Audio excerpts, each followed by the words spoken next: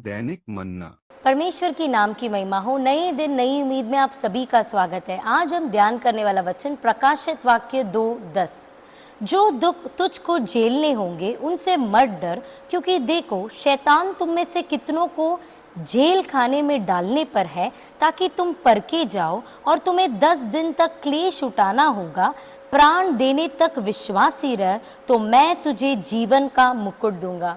तो ये वचन हम देखते हैं कि यूहन्ना, ये प्रकाशित वाक्य में अगर हम देखेंगे तो यूहन्ना 7 कलीसियाओं को अलग अलग संदेश देता है। तो इस संदेश को वो स्मिरना ये कलीसिया को देखकर वो कहता है, वो कलीसिया के लोगों को देखकर क्या कहता है कि उन्हें क्या क्या आगे दुख झेलना पड़ेगा, उस दुख के बारे में वो इस वचन में कहता है। वो बताता है कि तुम्हें शैतान क्या करने वाला है, तुम्हारे विरुद्ध वो कई षड्यंत्र को रचकर तुम्हें जेल खाने में डालने वाला है। तुम परखे जाओगे और तुम्हें 10 दिन तक क्लेश उठाना पड़ेगा, लेकिन प्राण देने तक इतना भी तुम्हारा परिस्थिति बेकार हो सकता है। लेकिन वो क्या कहता है कलीसिया को कि प्राण देने तक भी विश्वासी रहो, तो मैं तुझे जीवन का मुकुट दूंगा। तो इस वचन में हम क्या देखते हैं कि शैतान हमें, वो कलीसिया के लोगों को कितने सारे विपत्तियों को वो दे रहा है।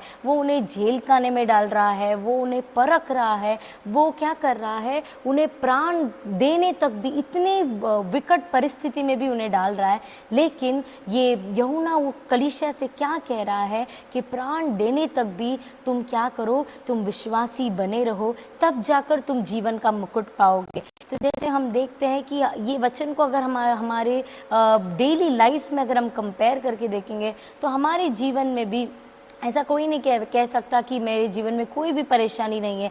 अन्य अन्य प्रकार की तकलीफ़ें, वेदनाएं हम हर एक के जीवन में है। तो हम देखते हैं कि जैसे जब तक हम जीवित हैं तब तक परेशानियां हमें सताते ही रहेंगी, लेकिन हमें क्या करना है, उस परेशानी को देखकर हमें पीछे नहीं हटना है। और आगे जाकर ये आखिरी दिन होने के कारण परमेश्वर से नफरत करने वाले लोग, परमेश्वर को इनकार करने वाले लोग, शैतान, ये सब क्या करेगा, कलीसिया को बहुत उपद्रव देंगे। वो क्या करेंगे, हम में से कई लोगों को जेल खाना में डालेंगे, हमारे विश्वास को वो लोग परखेंगे। इतना ही नहीं, बहुत सारे लोगों को जान से भी मारेंगे। लेकिन परमेश्वर आपसे और मुझसे क्या अपेक्षा करता है कि हम अंत तक, हमारे प्राण जाने तक हमें क्या करना है, हमें विश्वासी बने रहना है, तब जाकर हम जीवन का मुकुट पाएंगे। जैसे हम देखते हैं कि एक दौड़ में बहुत सारे लोग दौड़ते हैं, लेकिन जो अंत तक दौड़ता है, पहले आता है, वही जीवन, वही क्या करता है, एक बख्शिश को पाता है। उसी प्रकार हमारा एक जीवन भी एक दौड़ के नहीं है। हम सब भी एक मकसद से चुने गए हैं। हमारा ये जो जीवन है, हमारा ये जो जर्नी है, ये स्वर्ग की ओर जा रहा है। तो इसमें कई परेशानियां, कई तकलीफें बीच में आ सकती है, लेकिन ये बाधाएं हमें हमारे मकसद से दूर नहीं करना चाहिए। लेकिन हम दृढ़ता से विश्वास को थामे रहकर हमारी मकसद की ओर जब हम दौड़ेंगे, तब हम ज़रूर वो जीवन का मुकुट प्राप्त करेंगे। आइए हम प्रार्थना करते हैं। धन्यवाद परमेश्वर, है नया दिन आपने दिखलाया, इसके लिए धन्यवाद।